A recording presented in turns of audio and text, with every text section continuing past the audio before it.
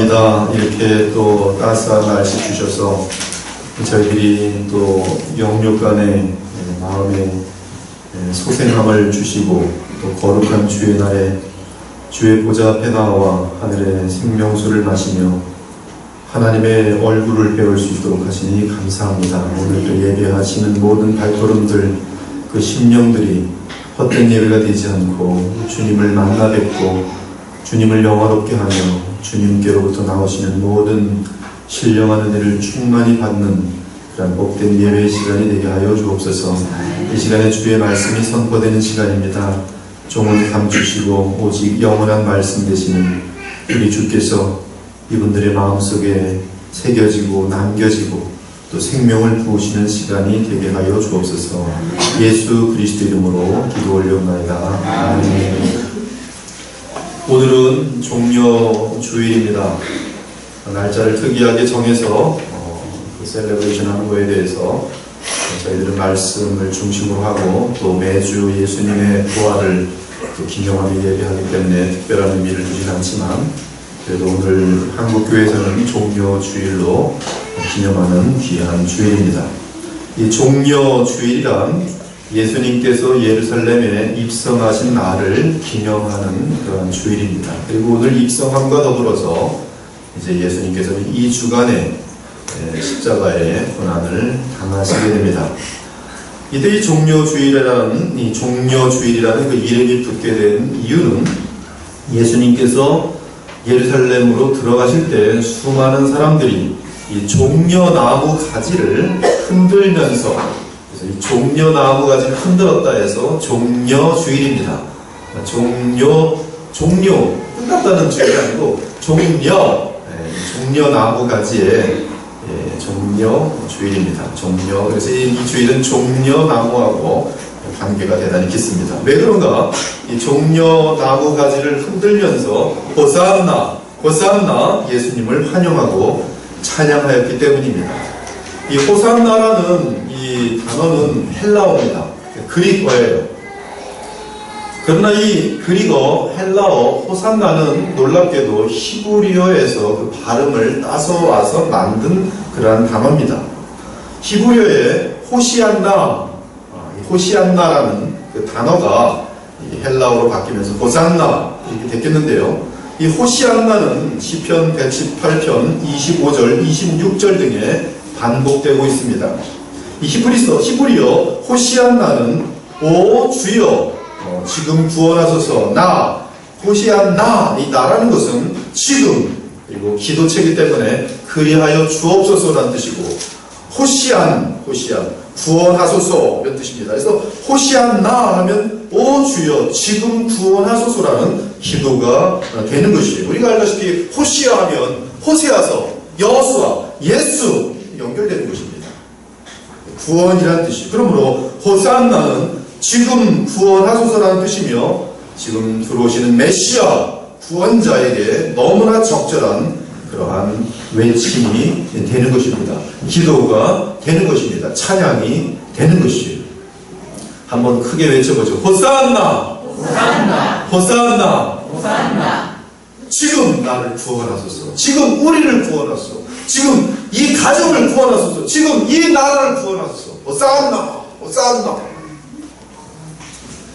예수님께서 나귀를 타고 마지막으로 예루살렘에 입성하시는 이 여정은 이제 1주간에 걸친 것으로서 안식일에 시작하여 많은 교훈을 가르치시고 금요일에 십자가에서 고난을 받으시고 운명하십니다.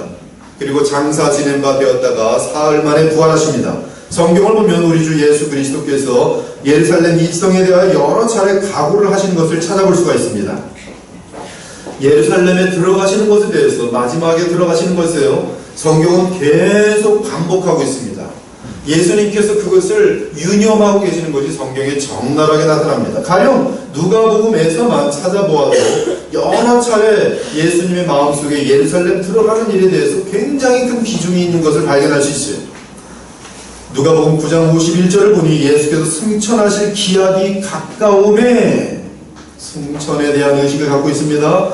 승천하실 기약이 차감해 예루살렘을 향하여 올라가기로 굳게 결심하시고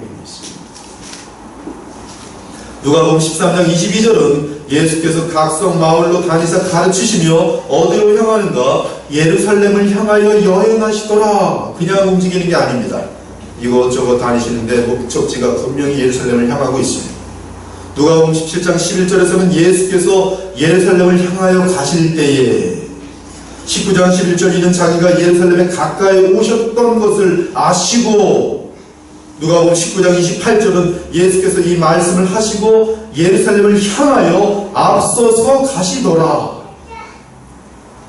예수님께서 이 땅에 오신 목적이 바로 예루살렘에서 무엇인가를 이루시기 위한 것이기 때문에 지금 마지막 예루살렘을 입성하시면서 예루살렘을 향하여 오시는 것이 굉장히 성경에서 또 예수님 마음속에 강조되고 있다 이 말씀. 이처럼 분명히 주님께서는 매우 뚜렷한 목적을 가지시고 계획대로 예루살렘에 입성하신 것입니다. 그러면 어떤 목적입니까? 누가복음 18장은 주께서 예루살렘으로 입성하시는 이유를 정확히 설명합니다. 예수께서 12 제자를 데리시고 이르시되 보라 우리가 예루살렘으로 올라가노니 선지자들을 통하여 기록된 모든 것이 인자에게 응하리라. 구약에 기록된 모든 메시아에 대한 인자에 대한 것이 내가 예루살렘에 올라감으로 다 이루어질 것이다. 인자가 이방인들에게 넘겨질 희롱을 당하고 능욕을 당하고 침뱉음을 당하겠으며 그들은 채찍질하고 그를 죽일 것이나 그는 3일 만에 살아나리라. 즉 예수께서 예루살렘에 입성하신 목적은 선지자들의 예언을 이루기 위함이며 특히 분명히 십자가를 지시기 위함인 것을 알려주십니다. 이는 하나님의 백성들을 위하여 자신이 참 메시아이심을 알려주시고 구약 내내 예언되온 바로 그 메시아이심을 알려주시고 더 나아가 속죄의 제물로 죽으시고 장사 지낸 바 되셨다가 죽은 자 가운데 다시 살아나시는 큰 일을 이루시기 위함이었던 것이 이것은 인류 역사 속에서 가장 큰 일입니다.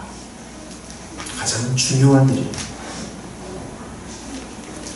예수님께서 예루살렘에 입성하신 때는 이스라엘 최대의 명절인 유월절이었습니다. 이것도 예수님께서는 매우 의도적이며 계획적인 것입니다. 유월절이 무엇입니까? 유대인들에게 유월절이란 우리나라의 8.15 광복절과 같은 해방 기념일입니다. 그들의 선조들이 애굽의 식민지 생활을 청산하고 모세를 지도자로 하여 출애굽한 날을 기념하는 날이 유월절입니다. 그런데 하나님께서는 이스라엘을 구원하시던 날 이스라엘 백성들로 하여금 칼을 준비하여 애굽과 싸우게 한 것이 아니라 양을 잡아서 그들의 문설주에 양의 피를 바르게 했습니다. 출애굽기 12장 3절에서 14절에 보면 여호와 하나님께 다음과 같이 말씀하십니다. 너희는 이스라엘 온 회중에게 말하 이르라 이달 열흘에 10일에 너희 각자가 어린 양을 잡을지니 각 가족대로 그 식구를 위하여 어린 양을 취하되 그리고 나흔 날에 14일에 너희 어린 양은 흠없고 1년 된 수컷으로 하되 양이나 염소 중에서 취하고 이달 나흔 날까지 간직하였다가 해질 때에 이스라엘 회중이 그 양을 잡고 그 피를 양을 먹을 집 좌우 문설주와 인방에 바르고 그 밤에 그 고기를 불에 구워 무교병과 쓴나물과 아울러 먹되 날 것으로나 물에 삶아서 먹지 말고 머리와 다리와 내장을 다 불에 구워 먹고 아침까지 남겨두지 말며 아침까지 남은 것은 곧 불사르다. 너희는 그것을 이렇게 먹을지니 허리에 띠를 띠고 발에 신을 신고 손에 지팡이를 잡고 급히 먹으라. 이것이 여호와의 유월절이니라. 내가 애굽 땅을 칠 때 그 피가 너희가 사는 집에 있어서 너희를 위하여 표적이 될지라. 내가 그 피를 볼 때에 너희를 넘어가리니 재앙이 너희에게 내려 멸하지 아니하리라. 너희는 이 날을 기념하여 여호와의 절기를 삼아 영원한 규례로 대대로 지킬지니라. 이것이 유월절입니다. 어린 양의 피를 볼 때 심판의 사자가 패스 오버, 유월 그냥 지나가는 것이.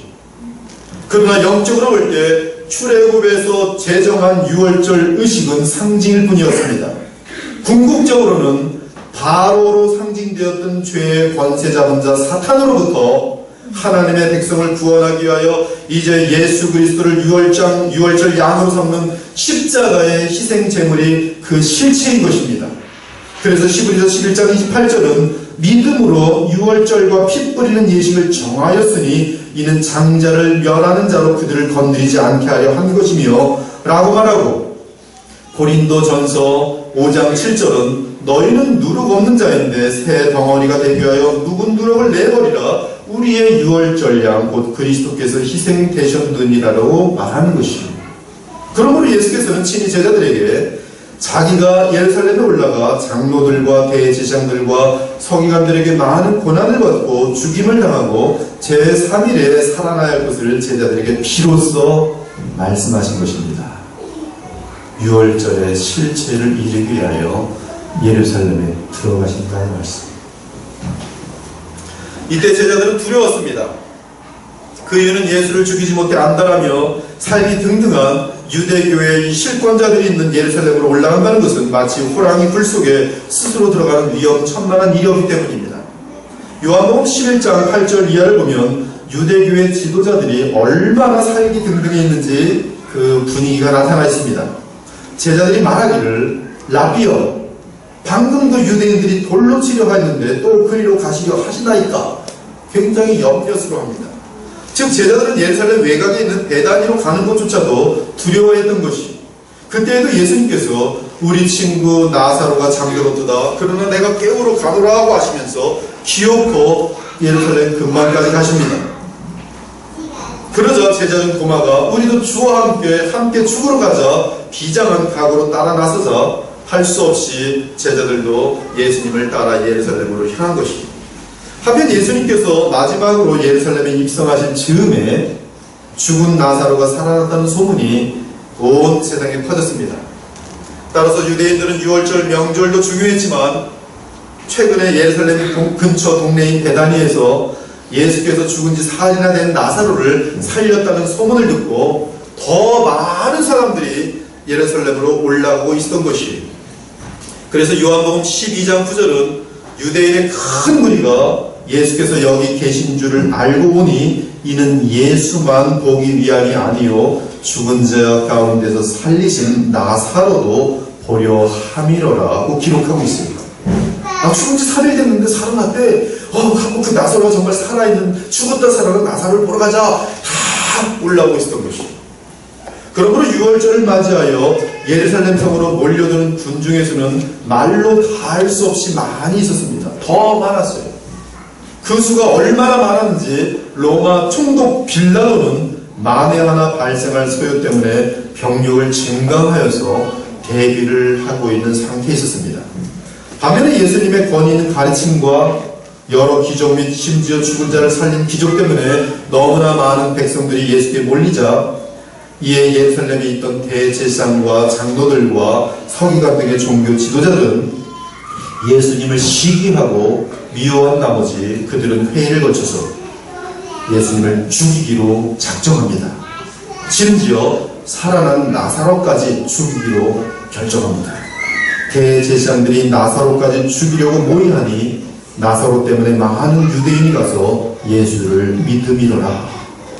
이런 사실을 알고 있는 제자들은 참으로 불안하였습니다. 그런 상황에서 예수께서 예루살렘 입성을 고집하시니 제자들의 불안과 염려는 더욱 커진 것입니다. 이때 불안해하고 떨고 있는 제자들에게 주님께서 말씀하십니다. 너희는 마음에 근심하지 말라. 하나님을 믿으니 또 나를 믿으라. 내 아버지 집에 거할 곳이 많도다. 그렇지 않으면 너희에게 일러서리라 말씀하시면서 위로해 주세요.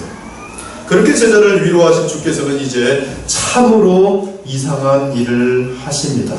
오늘 본문을 보면 예루살렘에 가까이 오자 예수께서는 두 제자를 보내시면서 말씀하십니다. 얘들아, 저쪽 맞은편 마을로 가라. 그리로 들어가면 곧 아직 아무도 타보지 않은 나귀 새끼가 메어 있는 것을 보리니 풀어서 끌고 오라. 나귀를 데려가는 거예요. 저쪽에 가면 나귀 새끼 있으니까 데려가라. 만일 누가 너에게 왜 이렇게 하느냐 묻거든 주가 쓰시겠다고 답변하라. 그리하면 즉시로 보내줄 것이다. 예수님의 이 말씀은 매우 기이한 내용입니다. 상황을 생각해보세요. 남의 나귀를 끌고 오라는 것입니다.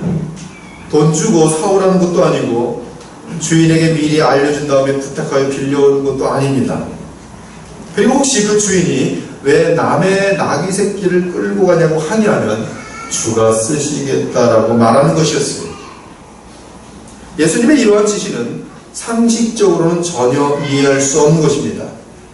그런데 예수님께서는 이 부탁을 자연스럽게 두 제자에게 하시고 두 제자는 아무런 질문 없이 순종합니다.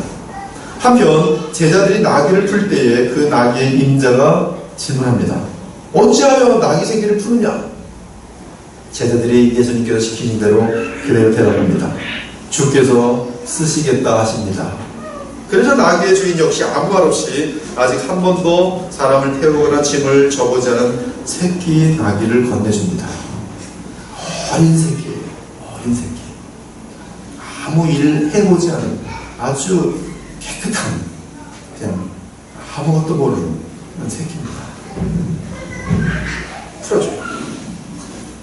생각해 보시기 바랍니다. 어린 나귀가 매어 있는 것, 또 남의 나귀를 말도 없이 끌고 오는 주님의 말씀, 이에 이의 없이 순종하는 제자들, 자기 나귀를 가져가는 제자들에게 우리 주님께서 쓰시겠다는 말 한마디에 아무 이유 없이 나귀를 내주는 나귀 주인. 지금 이 모든 일들이 비정상적인데 매우 순조롭고 그리고 완벽하게 진행되고 있습니다. 지금 이러한 상황은 한마디로 하나님께서 이 특이한 사건을 위해서 완벽하게 역사하시며 준비하고 계셨다는 사실을 지금 말해주고 있습니다. 사건 하나하나가 예수님께서 즉흥적으로 하신 일이 아니라 하나님의 계획에 따라서 모든 일이 진행되고 있다는 것입니다. 즉 하나님께서 친히 나귀 새끼를 준비하신 것입니다. 그 내용이 오늘 본문의 내용입니다. 하나님께서 나귀 새끼를 준비하셨다. 이에 예수님께서는 하나님의 뜻과 그 시간과 그 계획을 아시고 하나님의 섭리를 아시고 지금 준비되어 있는 모든 그 완전한 하나님의 역사를 지금 보시면서 그 계획에 따라 하나님의 계획에 따라 예수님도 역시 정확히 말씀하시고 행동하고 계신 것이에요. 그리고 오늘 우리가 읽은 본문 7절에 10절입니다. 나귀 새끼를 예수께로 끌고 와서 자기들의 겉옷을 그 위에 얹어 놓음에 예수께서 타시니 많은 사람들은 자기들의 겉옷을 또 다른 이들은 들에서 벤 나뭇가지를 길에 펴며 앞에서 가고 뒤에서 다른 자들이 소리 지르되 호산나 찬송하리로다 주의 이름으로 오시는 이여 찬송하리로다 우리 조상 다윗의 나라여 가장 높은 곳에서 호산나 하더라. 덩실덩실 춤을 추면서 찬양을 하는 모습이에요. 나귀 새끼를 타신 예수님과 제자들은 옷을 펼쳐서 그 나귀가 밟아갈 수 있도록 쫙 피고 있고 사람들은 나뭇가지를 꺾어다가 그 앞에 펼칩니다. 왕의 행진이 왕이 나귀를 탔을 뿐입니다. 그리고 초라한 행진이 영화롭지 않은 행진이 나뭇가지와 이 허름한 제자들이 입었던 옷으로 깔고 있는 왕의 입성입니다. 6월절 명절 때문에 예루살렘에 모인 큰 무리가 예수께서 나귀 새끼를 끌고 예루살렘에 입성하시는 것을 봅니다. 그들은 예수님을 보자마자 큰 소리로 외칩니다. 종려 나무가지를 들고 예수님을 맞이합니다. 종려 나무가지를 흔듭니다. 호산나 호산나 찬송하리로다 주의 이름으로 오시는 이 곧 이스라엘의 왕이시여 찬송하리로다 오는 우리 조상 다윗의 나라여 가장 높은 곳에서 호산나. 제자들은 준비된 나귀 새끼 위에 자기들의 겉옷을 깔고 예수님을 태웁니다. 그리고 가시는 그 길 앞에 자신들의 겉옷을 펴니다. 사람들은 나귀 새끼를 타신 예수님을 보며 더욱 환호성을 지릅니다. 종려 가지 나무를 흔들며 환호합니다. 제자들 따라서 군중들도 자신들의 겉옷을 벗어서 예수님의 가시는 길 위에 깝니다. 나뭇가지를 꺾어 그 길에 깔기도 하였습니다. 그리고 예수님을 앞뒤에서 호위하면서 호산나 다윗의 자손이요 찬송하리로다 주의 이름으로 오시는 이여 이스라엘의 왕이시여 이는 하늘을 평하여 가장 높은 곳에서는 영광이로다 오 곧 이스라엘의 왕이시여 라고 외친 것이요. 이 모습은 정말로 왕이 행차하는 것처럼 떠들썩한 환호성이었어요. 난리가 났어요. 예루살렘 시내가 들끓었습니다. 말을 타고 순시하는 로마 병정들이 사람들이 난리가 나는 것을 보면서 순식간에 몰려들었습니다. 대제사장과 장로들과 서기관 등의 예루살렘의 종교자들이 눈이 휘둥그레질 만큼 예루살렘은 온통 떠들썩하며 난리가 났습니다. 여태까지 두려움 속에 어깨를 웅크리고 있던 제자들은 셀 수 없이 많은 군중들이 예수님 근처로 몰려들면서 환호성을 치자 방금 전까지만 해도 두려워 떨면서 이러고 걱정돼서 어떡하나 했는데 갑자기 힘이 생기면서 어깨를 으쓱거리면서 예수님을 호위하면서 나갑니다. 사랑하는 여러분, 우리는 예수님께서 예루살렘에 입성하신 이유를 정확히 보게 됩니다. 즉 예수님은 하나님이 예비하신 메시아이심을 증거하고 있는 것입니다. 이를 위하여 메시아에 관한 구약의 모든 예언들이 하나도 빠짐없이 빈틈없이 지금 이 시간에 성취되고 있는 장면입니다. 구약의 예언대로 다윗의 자손 예수께서 다윗의 보좌가 위치했던 예루살렘으로 돌아오십니다. 이는 다윗의 왕위를 계승한 그분이 지금 왕으로 입성한다는 것을 표시하고 있는 것입니다. 그런데 왕이시면서 왜 말이나 마차를 타지 않고 나귀 새끼를 펴셨는가? 바로 구약 4,000년 동안 예언되어 왔던 바로 그 여인의 그 후손 다윗 왕의 그 왕, 그래서 알려줍니다. 그러면 구약에 왕이 나귀 새끼를 타고 오는 것이 예언되어 있습니다. 배운 사람이 있어요. 그리고 나귀 새끼를 타고 왕으로 입성한 사람은 역사 속에 한 사람도 없었습니다. 먼저 창세기에서 메시아에 관련한 예언을 보면 첫 번째 메시아에 대한 예언은 나귀와 관련됩니다. 창세기 49장 10절 12절이 물론 창세기 3장 15절에 여인의 그 후손에 대해서 뱀의 머리를 뗄 것이다라는 프로토가스펠 것이 있지만 나귀와 관련된 첫 번째는 창세기 49장이었습니다. 주가 유다를 떠나지 아니하며 통치자의 지팡이가 그 발 사이에서 떠나지 아니하시기를 실로가 오시기까지 이르니 그에게 모든 백성이 복종하리로다. 실로는 지금 메시아에 대한 간접적인 표현입니다. 그에게 모든 백성이 복종하리로다. 그의 나귀를 포도나무에 매며 그의 암나귀 새끼를 아름다운 포도나무에 맬 것이며 또 그 옷을 포도주에 빨며 그의 복장을 포도주에 빨리로다. 실로가 되시는 메시아가 오실 때까지 유다 족속에서는 치리자가 날 것이라는 예언입니다. 그리고 마침내 그 메시아는 나귀와 함께 오신다는 예언. 또한 스가랴 9장 9절에는 이렇게 예언되어 있습니다. 시온에 따라 크게 기뻐할지어다. 예루살렘에 따라 즐거이 부를지어다. 보라, 네 왕이 내게 임하시나니 그는 공의로우시며 구원을 베푸시며 겸손하여서 나귀를 타시나니. 나귀의 작은 것, 암나귀가 아니라 그 작은 나귀 새끼니라. 정확히 표현합니다. 예수님은 스가랴의 예언에 따라 특이한 나귀를 타십니다. 그 나귀는 나귀의 작은 것, 곧 나귀 새끼였어요. 특이적입니다. 그 나귀는 새끼 나귀이니 대단히 특이할 수밖에 없어요. 짐을 진 적이 없습니다. 사도 요한은 예수님께서 장성한 나귀가 아닌 새끼 나귀를 타신 것을 대단히 강조하며 뚜렷하게 기록하고 있습니다. 그 이튿날에는 명절에 온 큰 무리가 예수께서 예루살렘으로 오신다는 것을 듣고 종려나무 가지를 가지고 맞으러 나가 외치되 호산나 찬송하리로다. 주의 이름으로 오시는 곳 이 곧 이스라엘의 왕이시여 하더라. 예수는 한 어린 나귀를 보고 타시니 사도 요한의 표현입니다. 증언을 하고 있습니다. 사도 요한이 증언합니다. 예수께서 타신 나귀는 곧 어린 나귀. 갓난 것은 아닌데 갓난 데에서 바로 벗어난 어린 나귀를 타셨다. 그리고 설명합니다. 이는 기록된 바 시온 따라 두려워하지 말라. 보라, 너희의 왕 나귀 새끼를 타고 오신다고 하더라. 나귀 새끼를 타고 온 그 왕은 시온의 왕이라는 말씀, 메시아의 말씀. 제자들은 처음에 이 일을 깨닫지 못하였다가 예수의 영광을 얻으신 후에 이것이 예수께 대한 기울인 것인가, 사람들이 예수께 이같이 한 것임이 생각났더라. 너무 정확한 거예요. 즉 성경은 모든 사람들이 메시아를 분명하게 알아볼 수 있도록 특이한 종류의 어린 나귀 새끼를 타시는 왕이실 것이라고 예언을 했던 것이 메시아를 알아본 것이 성경을 믿는 자들은 메시아를 알아볼 수밖에 없도록 만드시는 역사적인 사건이라 이 말씀입니다. 그러므로 예수님께서는 분명히 구약 4,000년 동안 예언되어 왔던 그 메시아입니다. 그 이유는 성경의 모든 메시아에 관한 예언을 정확히 이루셨을 뿐만 아니라 특히 종료 이날에 예루살렘 입성 때에 나귀 새끼를 타고 왕으로 입성합니다. 그리고 그 절에 보면 나귀를 얻는 과정이 특이한 하나님의 특이한 역사가 되었습니다. 또한 왕이 예루살렘에 나귀를 타고 입성했다는 뜻은 전쟁이 아니라 평화를 위하여 오셨다는 뜻입니다.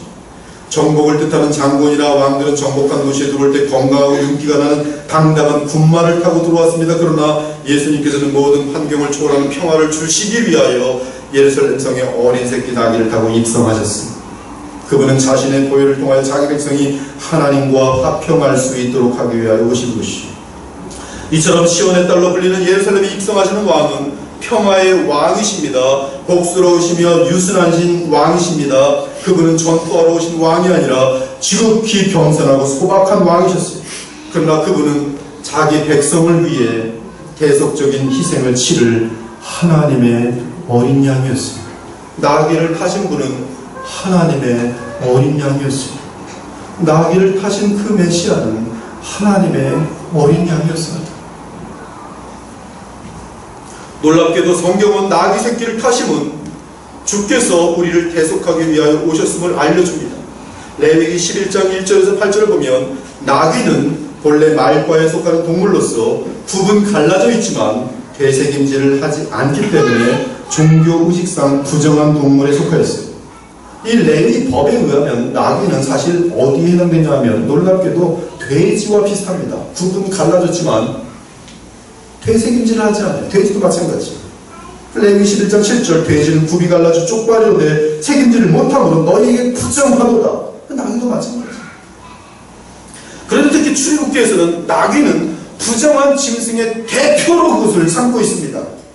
나귀의 첫 새끼는 다 어린 양으로 대속할 것이요 그렇게 하지 아니하려면 나귀의 목을 꺾을 것이요 반드시 죽여야 됩니다. 출애굽기 34장 20절 나귀의 첫 새끼는 어린 양으로 대속할 것이요 그렇게 하지 아니하려면 그 목을 꺾을 것이니라. 반복돼서 얘기하고 있습니다. 어린 양으로 동물을 대속해야 되는 대표적인 동물 하나 나귀입니다. 네, 어린 양이 나귀를 타고 예루살렘으로 입성하는 거예요. 그리고 예수님께서 입성하시는 목적은 자기 백성들이 죄를 대속하기 위함입니다. 들어오실 때도 나귀를 타고 나귀는 쇳덩어리에 부정한 동물을 대표하고 있습니다. 나귀 새끼는 하나님께 드리는 제물 가운데 더러운 짐승으로 간주되었기 때문에 반드시 어린 양으로 대속되어야 한다는 것입니다. 나귀와 같이 부정한 동물들은 정결한 동물인 어린 양으로 대속되어 바쳐야만 했습니다. 따라서 우리는 나귀 새끼를 타신 예수의 모습에서 그 나귀를 대신하여 대속하는 어린 양으로서 예루살렘에 입성하는 것을 보게 되는 것이죠. 이는 도무지 하나님 앞에 정결할 수 없는 우리 같은 죄인들을 속량하시기 위하여 하나님의 어린 양이신 메시아께서 자기 피를 흘리시려고 예루살렘에 입성하시는 모습인 것이죠. 만일 그 나귀를 대신하여 어린 양으로 대속하지 않는다면 그 나귀의 목은 꺾어져야만 합니다. 곧 멸망과 죽음입니다. 이는 어린 양으로 대속되지 않은 부정한 짐승에게 내려지는 중험한 형벌로서 예수 그리스도의 대속의 은총을 거부하는 자에게 돌아갈 비참한 결국을 시사해주고 있는 것이죠. 그러므로 나귀 새끼를 타고 예루살렘에 입성하시는 예수님은 우리를 대속하기 위하여 겸손하게 오시는 메시아여 만왕의 왕이시지만 그의 사명은 그의 백성을 위하여 십자가에 죽기 위하여 오시는 것이. 그래서 마태복음 20장 28절은 인자가 온 것은 섬김을 받으려 함이 아니라 도리어 섬기려 하고 자기의 목숨을 많은 사람의 대속물로 주려 함이니라 하고 정확하게 주께서 이 땅에 오신 목적을 선포하신 것입니다. 그러므로 나귀 새끼 타신 예수님은 베드로전서 3장 18절처럼 그리스도께서는 단번에 죄를 위하여 죽으사 의인으로서 불의한 자를 대신하셨으니 이는 우리를 하나님 앞으로 인도하려 하십니다. 너무나 완전한 그분. 사랑하는 여러분, 예수님의 예루살렘 입성의 목적은 우리를 위하여 대신 죄의 흉보를 받으시려고 6월절 양이 되셔서 들어가신 것이, 바로 그러한 이유 때문에 나귀 새끼를 타고 예루살렘에 입성한 것입니다. 할렐루야! 얼마나 큰 은혜입니까? 여러분, 이 말씀을 지금 마음속에 와닿으셔야 돼요. 이거는 사람의 힘으로 될 수 없는 것입니다. 오직 성령께서 눈을 열으시고 여러분의 마음을 열으셔서 하나님 감사의 눈물이 흘러드리는 것입니다. 세상에 너무나 많이 마음들이 젖어 있어서 이 역사 속에 가장 아름다운 사랑의 음성을 들고 우리는 눈물을 흘리지 않아요. 감동조차 하지 않아요. 회개하셔야 돼요. 우리 마음이 얼마나 간박한지를 느끼실 수 있어요. 신기하게도 군중들, 무리들, 예수를 따랐던 자들은 오늘 종료주일에 예수님을 메시아로 인정하며 환호성을 불렀습니다. 사람들은 처음에는 예루살렘으로 입성하는 예수님을 환영하였습니다. 그러나 그들 중에 허다한 사람들은 시간이 지나면서 예수님께서 약한 모습을 보이시자 서서히 관심을 잃고 뿔뿔이 흩어졌어요. 굉장히 짧은 기간입니다. 며칠 되지도 않아요. 성경은 이들에 대하여 곧 하나님의 나라가 임할 줄로 알았다, 그러나 실망했다라고 알려주고 있어요. 나중에 보면 바로 이 환영하는 무리들의 대부분이 예수님께 속았다고 생각하고 예수님을 버리고 배반하는 무리들이 됩니다. 심지어 그들은 예수님께 속은 것이 억울하여 예수를 십자가에 못 박으라고 외치면서 붉은 주먹을 하늘에 들고 외치는 장본인들이 됩니다. 이들 군중들은 왜 이렇게 변하게 되었습니까?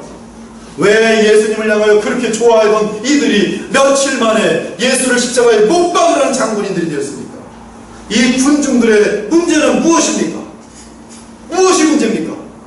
무엇이 이 군중들로 하여금 며칠 내로 다 거꾸로 만들어버렸습니다. 덩실덩실 춤을 추면서 예수님을 환호하던 그들이 왜 예수님을 십자가에 못 박으라고 눈에 혈기를 키면서 분노하면서 화를 냈습니까?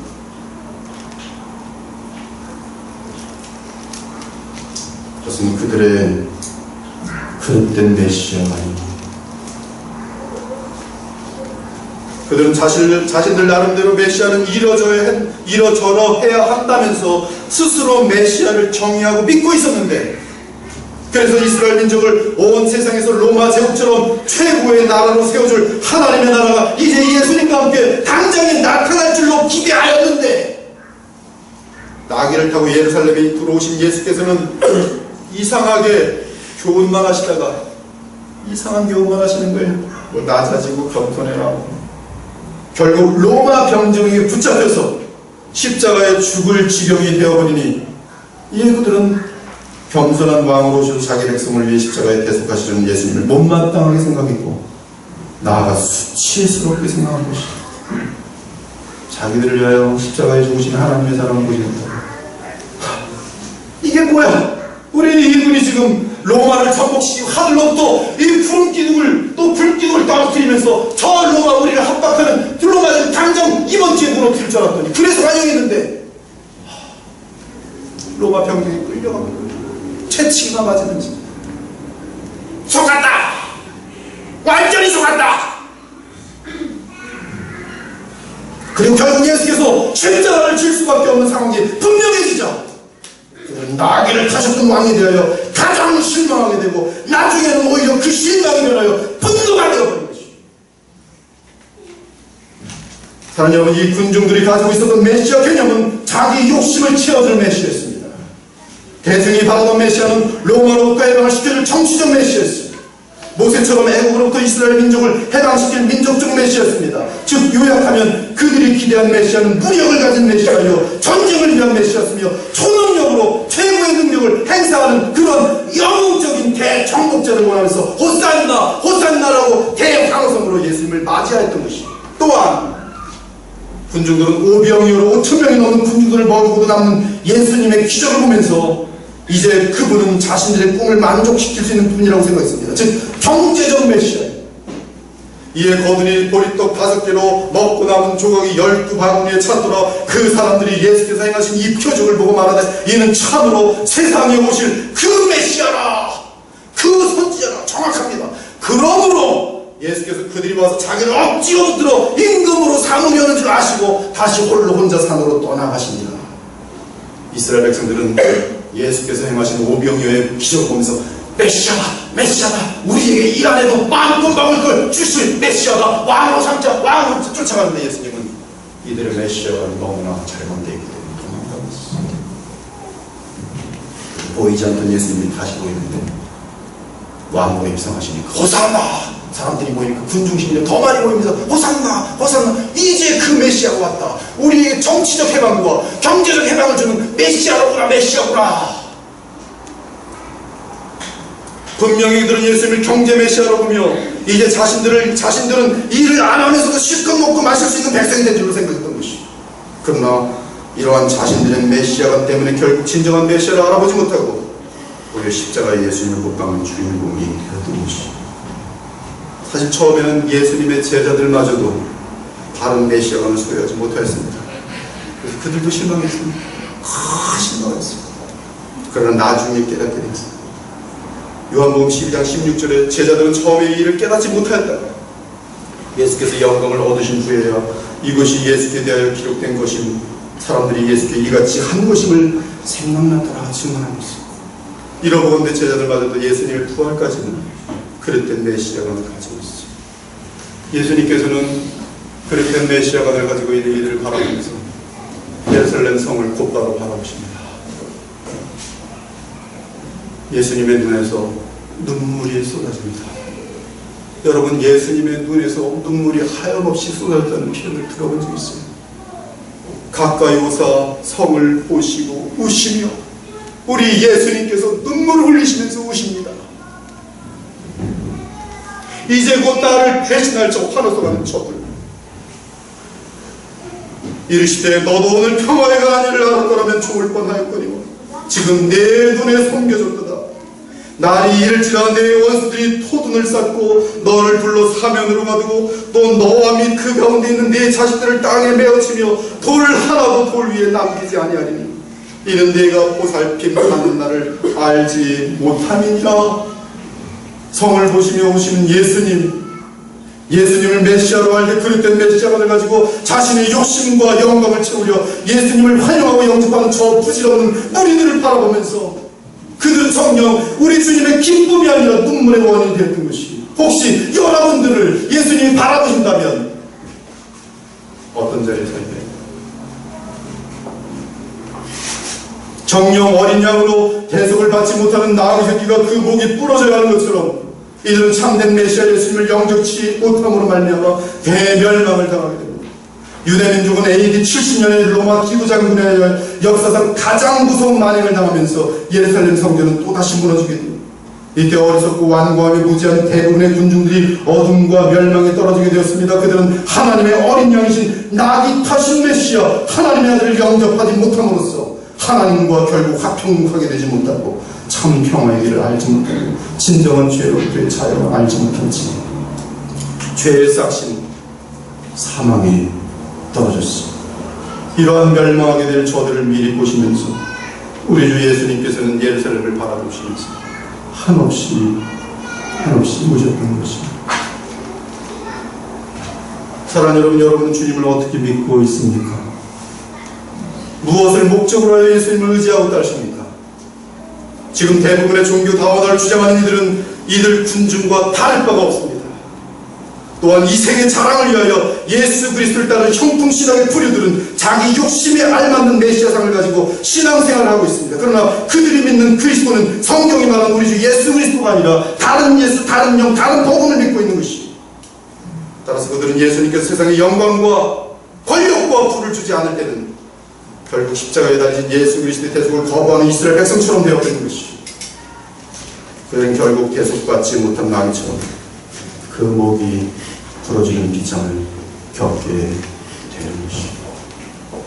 오늘 종료주의를 맞이하시면서 우리는 예수님을 환영하고 영접하는 이유가 무엇입니까?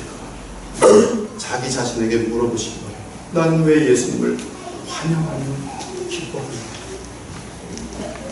죄의 문제에 대한 하나님의 응답 때문입니다. 내가 이제 예수로 말미암아 더욱더 죄를 이길 수 있는 삶을 살고 거룩한 삶을 살 수 있었기 때문입니까? 아니면 행여나 노동 안 하고도 배 터지게 먹을 수 있는 행운을 바라기 위해서 지금 예수님을 따라가고 있습니까? 세상에 권력을 줄지도 모를 예수님을 따라가고 있습니까? 이제 미래의 마지막 종려주일이 남아 있습니다.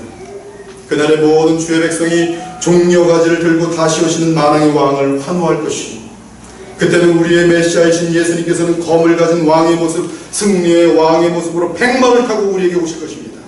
그리고 모든 악의 세력들과 죄의 세력들과 저주의 세력들을 제거하실 것입니다. 그때 하나님의 백성들은 환호성을 치면서 그리스도를 영접할 것인데, 그리스도를 영접하는 이유가 너무나 명확합니다. 이 일 후에 내가 보니 각 나라와 족속과 백성과 방언에서 아무도 능히 셀 수 없는 큰 무리가 나와 흰옷을 입고 손에 종려 가지를 들고 보좌 앞과 어린 양 앞에 서서 큰 소리로 외쳐이르되 구원하심이 보좌에 앉으신 우리 하나님과 어린 양에게 있구나. 하니 모든 천사가 보좌와 장로들과 네 생물의 주위에 서 있다가 보좌 앞에 엎드려 얼굴을 대고 하나님께 경배하였는데 아멘. 찬송과 영광과 지혜와 감사와 존귀와 권능과 힘이 우리 하나님께 세세토록 있을지어다. 아멘 하더라. 장로 중 하나가 응답하여 나에게 이르되 이 흰옷 입은 자들이 누구며 또 어디서 왔느냐.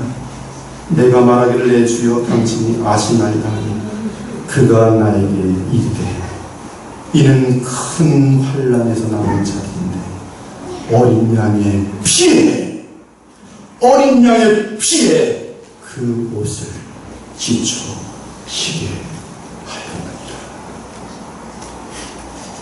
영원히 종려주의를 기념할 수 있는 사람은 어린 양의 피에 그 옷을 지초시게 하더라. 우리를 씻겨주시고 흰옷을 입히시기 위해서 예루살렘으로 들어오신 예수님, 나 때문에 나를 대신하여 십자가에서 율법의 공으로 전부 담당하시면서 십자가에서